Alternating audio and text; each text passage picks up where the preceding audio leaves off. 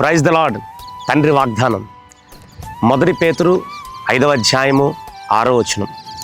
దేవుడు తగిన సమయమందు మిమ్మును హెచ్చించును. ఆమేన్.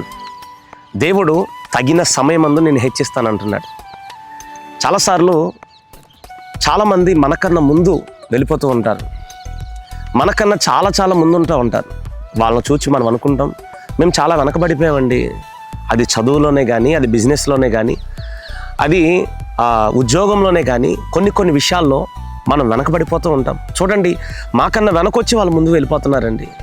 ఇదిగోండి మేము వెనకబడిపోతున్నామేమో, ఇదిగో మేము వెనకమాల ఇంకా మేము పైకి రాలేమేమో అనుకుంటున్నావా? ప్రభు అంటున్నాడు, తగిన సమయమందు నిన్నే హెచ్చిస్తాను, భయపడబాక. వాళ్ళంతా ఎంత ముందుకు వెళ్ళిపోయినా వాళ్ళందరికంటే హెచ్చుగా ఆ దేవుడు నిన్ను హెచ్చిస్తాడు. వాళ్ళందరికంటే ఎత్తుగా నీ తలను దేవుడు ఎత్తబోతున్నాడు. ఆమేన్. గేటు వాచ్మెన్గా ఉన్న మొర్దెకై అప్పటి వరకు 127 సంస్థానాలకి రాజైన అహష్వరస్ అనే ఆ సంస్థానంలో అతడు ఒక గేటు వాచ్మెన్గా ఉన్నాడు మొర్దెకై. కానీ దేవుడు అతన్ని ఎలా నిలబెట్టాడు తెలుసా? తీసుకొచ్చి అతడిని దేవుడు మంత్రి స్థానంలో కూర్చోబెట్టాడు. దేవుడు తగిన సమయం కూడా నిన్ను హెచ్చిస్తాడండి. ఆయన నేల నుండి దరిద్రులను లేవనెత్తువాడు, పెంట కుప్పల మీద నుండి బేదలను పైకెత్తుతాడు. అవును, మన దేవుడు మన తలలెత్తే దేవుడు, దేవుడు మనల్ని ఆశీర్వదించే దేవుడు.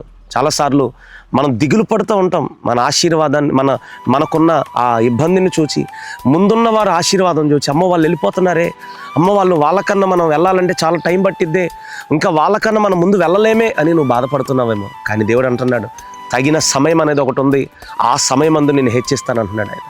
ఎస్, నా దేవుడు నిన్ను హెచ్చించే సమయం ఇది.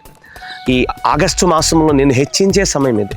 ఈ ఆగస్టు మాసంలో దేవుడు జోక్యం చేసుకునే సమయం ఇది. నేను హెచ్చిస్తానని ప్రభు వాగ్దానం ఇస్తున్నాడు. ఈ వాగ్దానం వింటున్న నీవు నమ్ము, దేవుడు నన్ను కూడా హెచ్చిస్తాడు, దేవుడు నన్ను కూడా ఆశీర్వదిస్తాడు, దేవుడు నన్ను కూడా తగిన సమయమందు నన్ను దీవిస్తాడు, దేవుడు నన్ను కూడా బ్లెస్ చేస్తాడు అనే ఒక గొప్ప ధైర్యంతో నువ్వు ముందుకు వెళ్ళాలి. అంతే తప్ప నిరాశ రానియొద్దు, నిస్పృహ రానియొద్దు. ఇంకా దీని నుండి నేను బయట పడలేనేమో, ఇదిగో దీని నుండి నేను ఇంకా పైకి రానేమో, ఇంకా నాకు ప్రమోషన్ రాదేమో, ఇక నా వ్యాపారంలో బిజినెస్లో ఇంక అంతేనేమో అనుకోవద్దు. దేవుడు తగిన సమయం అనేది ఒకటి ఉంది. ఆ రోజు దేవుడు నిన్ను దీవించబోతున్నాడండి. తగిన సమయం అంటే ఒక నిర్ణయ కాలం. దేవుడు నిర్ణయించిన సమయమున, దేవుడు నీ విషయంలో అనుకున్న సమయంలో నేను ఖచ్చితంగా దీవిస్తాడండి. అబ్రహాముని దేవుడు వాగ్దానం ఇచ్చినప్పుడు 25 సంవత్సరాలు ఆ తర్వాత దేవుడు అబ్రహాముని ఆశీర్వదించలేదా? దేవుడు నిర్ణయించిన కాలంలో అబ్రహాముని ఆశీర్వదించిన దేవుడు, నా దేవుడు నిన్ను కూడా ఆశీర్వదిస్తాడు. ఇదిగో వాళ్ళను చూచి వీళ్ళను చూచి బాధపడొద్దు. ఇదిగో వాళ్ళ జీవితంలో గర్భఫలం వచ్చింది, మా జీవితంలో లేదు. ఇదిగో వాళ్ళకి జాబ్ వచ్చింది, మాకు జాబ్ లేదు. ఇదిగో వాళ్ళు చదువుతున్నారు, మేము చదవలేకపోతున్నాం. ఇదిగో వాళ్ళకిలాగా, ఇదిగో వీళ్ళకిలాగా అని అనుకోవద్దు. తగిన సమయమందు నిన్ను కూడా దేవుడు హెచ్చిస్తాడమ్మా. హెచ్చించే సమయం ఇది.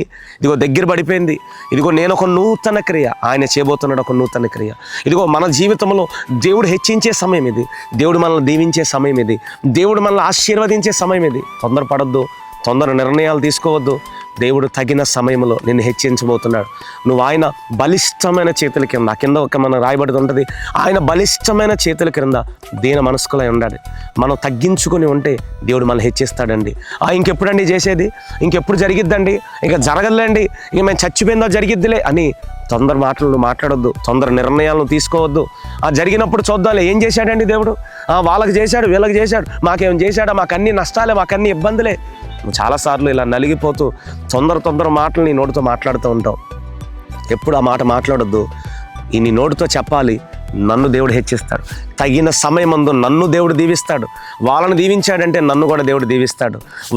వాళ్ళలో ఉన్న మంచితనాన్ని చూసిన దేవుడు నా మంచితనాన్ని కూడా చూస్తాడు, నా కష్టాన్ని కూడా చూస్తాడు, నేను పడుతున్న బాధను కూడా చూస్తాడు. త్వరలోనే నాకు కూడా సమయం ఇస్తాడు. ఆ సమయమందు నేను దీవించబడతా.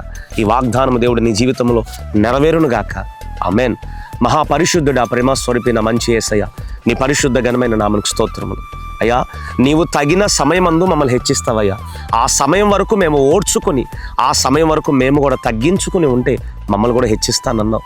ఈ వాగ్దానం వింటున్న బిడ్డల జీవితంలో ప్రభు ఒక అద్భుతం జరిగించి వారి జీవితాలను కూడా మీరు హెచ్చించి బలపరచుమని యేసుక్రీస్తు నామమున ప్రార్థించి వేడుకుంటున్నాం తండ్రి. ఆమేన్, ఆమేన్.